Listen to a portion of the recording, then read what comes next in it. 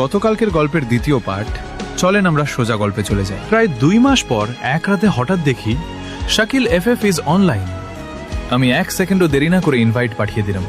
সে রুমে এলো, কিন্তু আজকের শাকিল যেন আগের সেই মানুষটা নয়।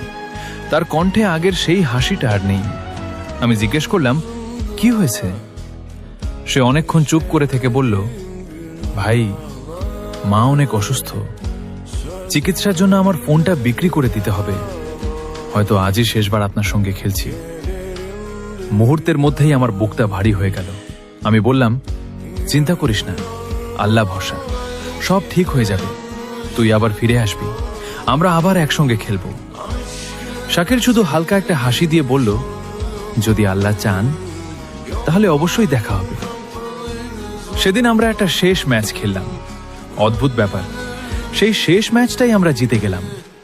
লবিতে ফিরে শাকিল শুধু একটা মেসেজ লিখল, ভাই, জীবনে অনেক মানুষ এসেছে, অনেক মানুষ চলে গেছে, কিন্তু আপনার মতো একজন ভালো মানুষকে কোনোদিন ভুলব না।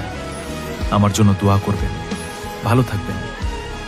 মেসেজটা পড়ে আমি কিছু লিখতে যাচ্ছিলাম, ঠিক তখনই সে অফলাইনে চলে গেল। তারপর কেটে গেল অনেক মাস। আমি প্রায় প্রতিদিনই তার আইডিতে ঢুকতাম, কখনো 90 দিন, কখনো 180 দিন, কখনো 300 দিন। সংখ্যাটা শুধু বাড়তেই থাকলো।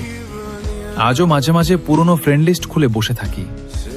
শাকিলের আইডিটা এখনো সেখানে আছে, কিন্তু তার নিচে লেখা লাস্ট অনলাইন 1 ইয়ার এগো। আজও জানি না শাকিল কোথায় আছে। সে কি আবার কোনোদিন গেমে ফিরবে, নাকি জীবনের কঠিন বাস্তবতা তাকে এমন এক পথে নিয়ে গেছে যেখান থেকে আর ফিরে আসা হয় না। তবে একটা জিনিস আমি খুব ভালো করেই বুঝেছি, গেম শুধু একটা খেলা নয়।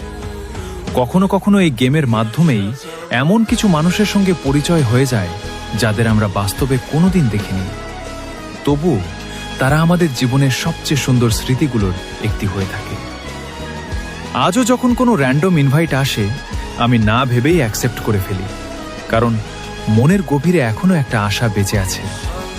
হয়তো কোনো এক গভীর রাতে আবার স্ক্রিনে ভেসে উঠবে, Shakil FF sent you an invitation, আর ওপাশ থেকে সেই পরিচিত কণ্ঠটা আবার শোনা যাবে, ভাই, আমি খুব ভালো খেলি না, ভুল করলে রাগ করবেন না।